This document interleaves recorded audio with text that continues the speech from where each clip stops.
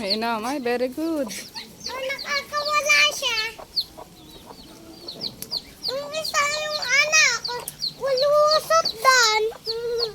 Panakawalan ko siya para luwaki din siya.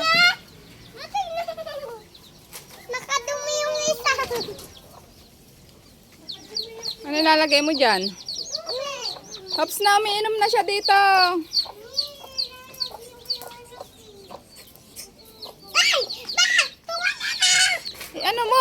Ano yan? Sige, giginawin. Oo nga, bawal pa siya maligo, hindi pa siya malaki ganun sa nanay. Yeah. Nahawakan ko siya. Ay, ang bait niya ah. Tukain ka niyan, sige. Oh, Oo nga na. diba? Giginawin siya eh. Kaya bawal siyang inom. Doon naman sa loob, Syra. Dito. Hindi dyan, dito. Sa kabila. Dito, oh. Mabait yung nanay niya. Oo, doon. Itaas mo. Hindi dyan, dito. Hindi siya makakainom dyan. Lagay mo doon sa loob. Kaya mo ba? Kaya mo ilagay sa loob? Bakit? Ang bait niya. Hindi ka din eh. Bawal ka tuwanin dyan.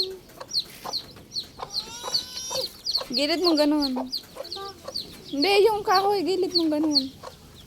Makukunin ko Oh. yung isa para minom sila dalawa. Oo. Sige, painumin mo na. Ay! Ay!